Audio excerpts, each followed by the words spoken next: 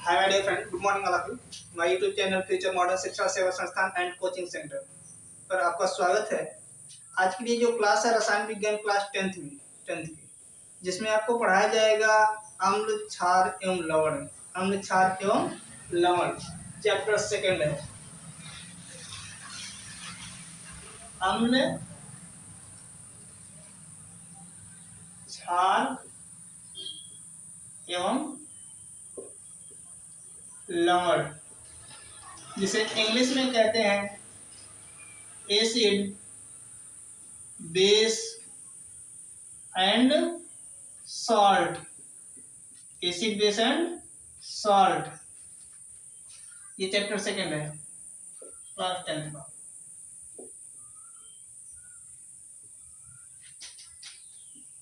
Class 10th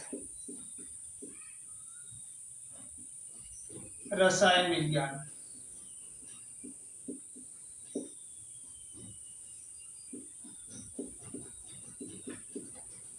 चलिए सबसे पहले अम्ल के बारे में देखते हैं।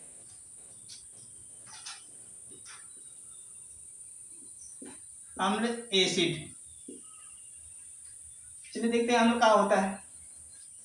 जो अम्ल की उत्पत्ति हुई थी वह लैटिन भाषा एसिड से हुई थी। अम्ल की उत्पत्ति सबसे पहले लैटिन भाषा, अम्ल की उत्पत्ति लैटिन भाषा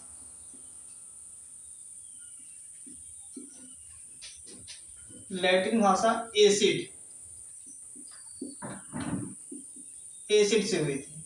एसिड का अर्थ है, जो एसिड का अर्थ होता है वह खट्टा होता है। खट्टा। इस खट्टेपन से अम्ल की परिभाषा दी गई थी। बताया गया था कि वे पदार्थ जो स्वाद में खट्टा होता है उसे अम्ल कहते थे। बाद में और वैज्ञानिक आए, उन्होंने स्वाद और लिटमस पेपर के आधार पर परिभाषा दी। उन्होंने कहा स्वाद और लिटमस पेपर्स के आधार पर उन्होंने कहा वे पदार्थ जो स्वाद में खट्टा और नीले लिटमस पेपर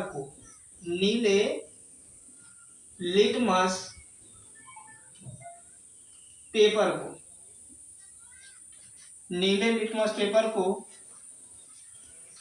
लाल कर देता है। क्या कर देता है?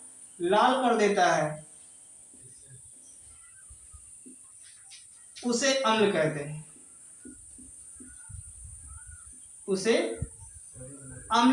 हैं।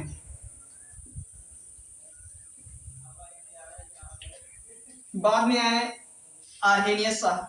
इसके बाद कौन आए? आर्हेनियस साहब। आर्हेनियस साहब ने कहा अम्ल के बारे में। देखिए क्या बताते हैं आर्हेनियस साहब। आर्हेनियस साहब जो है, आर्हेनियस है, यह स्वीडन के वैज्ञानिक हैं। कहाँ के वैज्ञानिक हैं? स्वीडन के।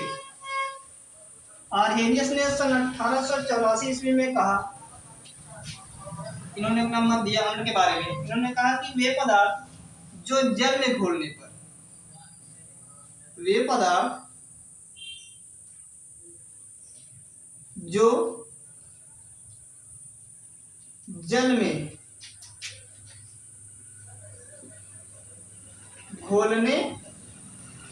पर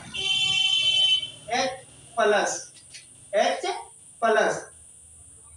आयन देते हैं, उसे अम्ल कहते हैं।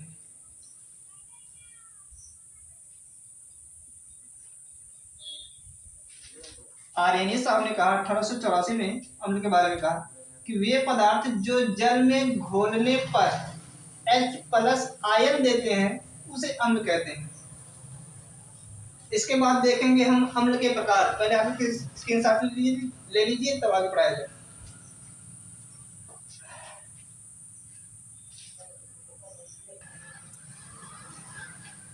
चलिए अब देखते हैं अम्ल के प्रकार।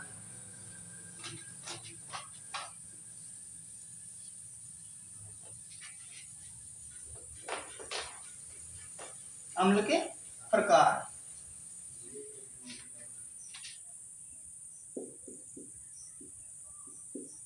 जिसे इंग्लिश में कहते हैं types of acid. Types of acid. जो अम्ल होता है वह दो प्रकार का होता है। अम्ल कितने प्रकार का होता है? दो प्रकार का। अम्ल दो प्रकार का होता है। पहला है प्रबल अम्ल। क्या है? प्रबल अम्ल। अब प्रबल अम्ल क्या होता है? प्रबल अम्ल को इंग्लिश में कहते हैं स्ट्रॉन्ग एसिड। Strong acid. प्रबल अम्ल को इंग्लिश में कहते हैं स्ट्रॉन्ग एसिड। और प्रबल अम्ल क्या होता है? कहेंगे वे अम्ल जो पूर्ण रूप से आयनित हो जाते हैं। वे अम्ल जो पूर्ण रूप से, कौन से रूप से? पूर्ण रूप से आयनित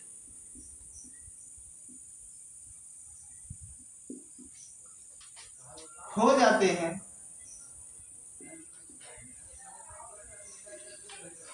उसे अम्ल कहते हैं।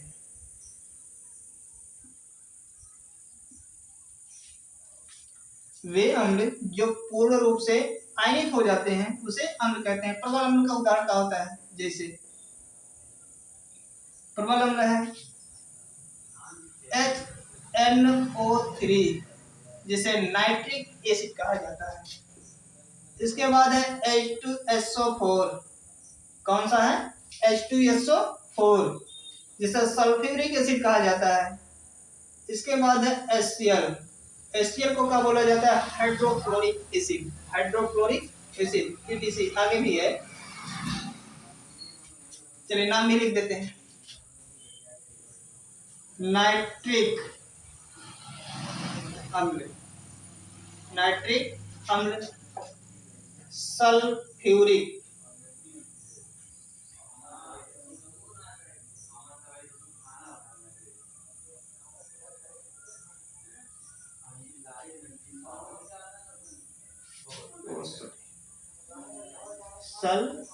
सल्फ्यूरिक अम्ल।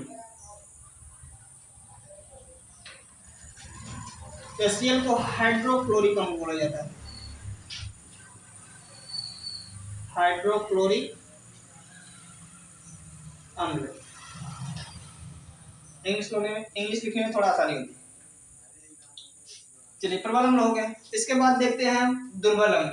स्क्रीनशॉट ले लीजिए, फिर आगे पढ़ाई जाए। देखिए प्रबल अम्ल। अब बात आई दुर्बल अम्ल की। बात आई किसकी? दुर्बल अम्ल की। दुर्बल अम्ल देखते हैं।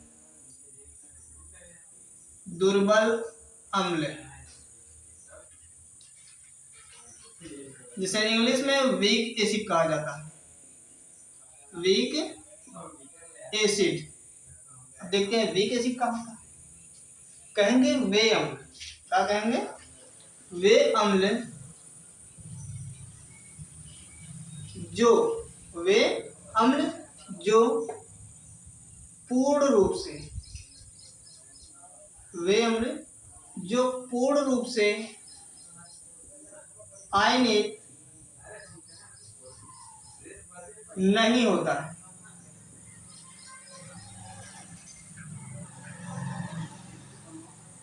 वे अम्ल जो पूर्ण रूप से आयनित नहीं होता है उसे दुर्बल अम्ल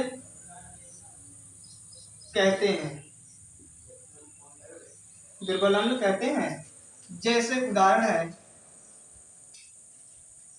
HCl, जिसे हाइड्रोजन साइनाइड कहा जाता है। Hydrogen cyanide. इसके बाद है CH3COOH, जिसे मेथिल एसीटेट कहा जाता है, मेथिल एसीटेट। इसके बाद है HCOOH, जिसे फार्मिक अम्ल कहा जाता है, फार्मिक अम्ल। चलिए, जो आज की क्लास है यहीं पर समाप्त करते हैं। नेक्स्ट वीडियो बने रहने के लिए हमारे चैनल को सब्सक्राइब करिए और वीडियो को लाइक करिए और शेयर करिए। कमेंट में ये बताइए आपको वीडियो कैसी लगी। Thank you.